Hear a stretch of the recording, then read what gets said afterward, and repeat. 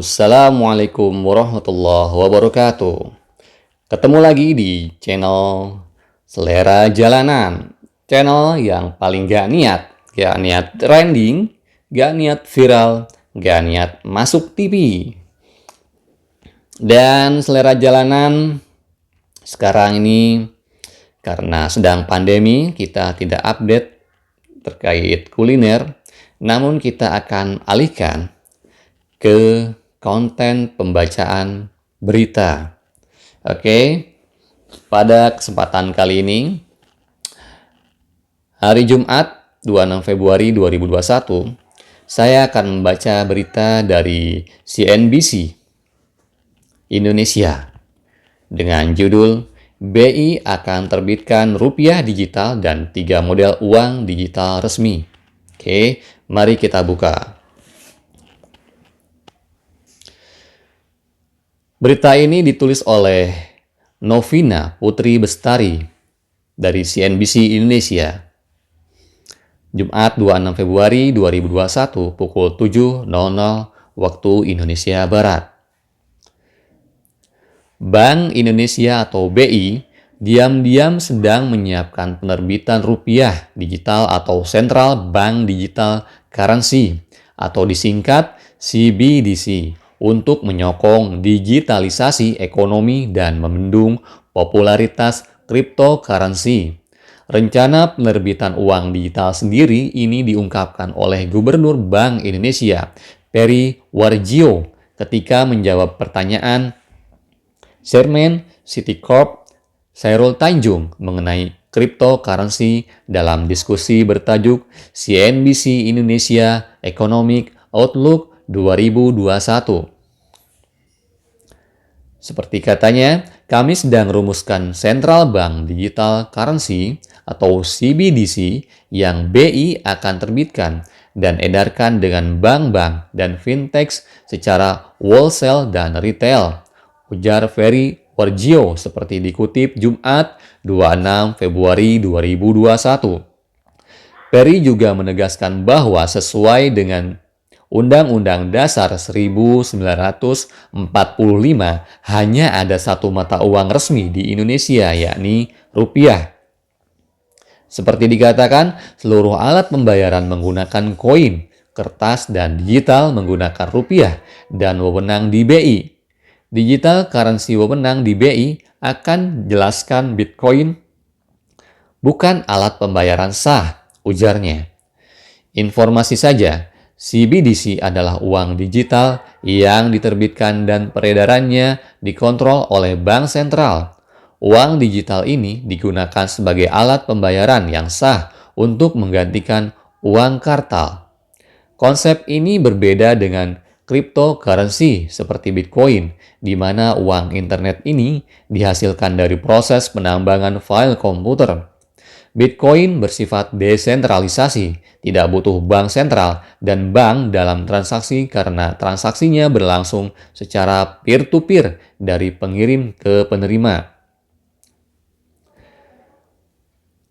Pada bulan Maret 2020, Bank for International Settlement atau BIS dalam sebuah laporan menyebutkan dalam pembuatan CBDC harus mengedepankan kebutuhan nasabah.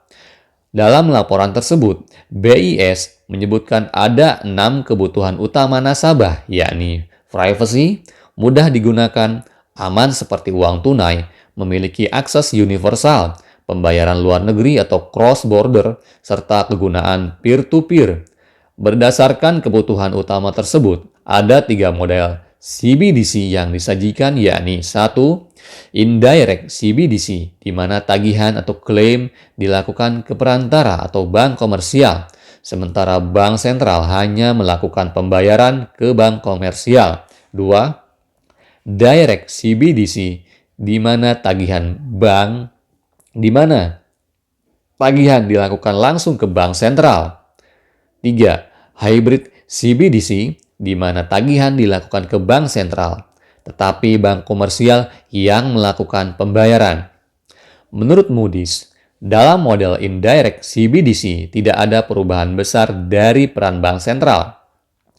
Model indirect CBDC hampir sama dengan sistem finansial saat ini. Transaksi finansial dilakukan melalui perantara, dalam hal ini bank komersial. Bank sentral di sini hanya merilis CBDC dan disalurkan ke bank komersial yang perannya tidak banyak berubah dari saat ini. Bank komersial tetap melakukan peran mengetahui nasabah, know your customer, verifikasi hingga pembayaran transaksi pengguna CBDC. Mengingat model ini hampir sama dengan sistem finansial saat ini, maka ancaman yang diberikan ke bank komersial menjadi paling kecil. Pada praktiknya, indirect CBDC tidak memberikan banyak perubahan bagi pengguna sehingga dianggap tidak akan menarik.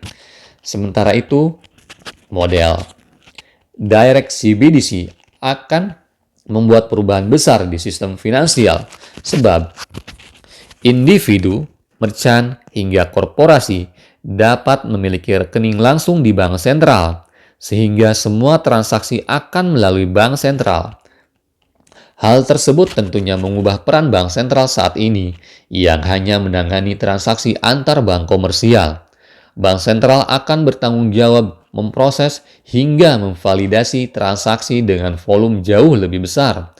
Untuk dapat menerapkan direct CBDC, bank sentral perlu menggunakan teknologi seperti Centralized Ledger atau Distributed Ledger Technology atau disingkat DLT. Bank sentral juga akan mengambil alih peran Know Your Customer untuk mencegah, memberantas pencucian uang serta pendanaan terorisme, di mana hal tersebut yang sebelumnya dilakukan oleh bank komersial.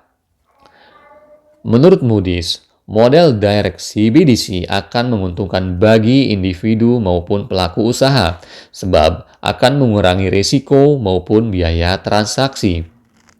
Tetapi di sisi lain, jika jumlah saldo bisa ditempatkan di bank sentral tidak terbatas, maka bank komersial akan menghadapi risiko kekurangan likuiditas akibat penurunan dana pihak ketiga atau DPK. Terakhir, model hybrid CBDC yang ini menggabungkan antara direct dan indirect CBDC. Model ini diterapkan oleh VBOC dalam menerbitkan ECNY. Tagihan pemilik CBDC langsung ditujukan ke bank sentral, artinya nasabah memiliki rekening langsung di bank sentral, sama seperti direct CBDC. Sementara, Know Your Customer dan semua proses pembayaran dilakukan oleh bank komersial, seperti indirect CBDC. Menurut Moody's, model hibrid menimbulkan disrupsi lebih rendah terhadap sistem finansial saat ini ketimbang direct CBDC. Bank komersial berperan sebagai perantara, menjalankan sistem pembayaran atas nama bank sentral. Bank sentral akan selalu memperoleh data transaksi ataupun secara real-time, sehingga saat terjadi kegagalan akan diteruskan ke pihak ketiga, sehingga integritas pembayaran dapat dipertahankan. Menurut Moody's, model hibrid CBDC ini yang paling mungkin diterapkan saat ini. Meskipun demikian, model hibrid tetap menimbulkan disrupsi bagi industri perbankan, sebab akan terjadi penurunan DPK sama seperti direct CBDC. Oke, demikianlah pembacaan berita yang saya sampaikan. Semoga dapat menambah wawasan Anda semua. Mungkin kesananya untuk channel Selera Jalanan akan membacakan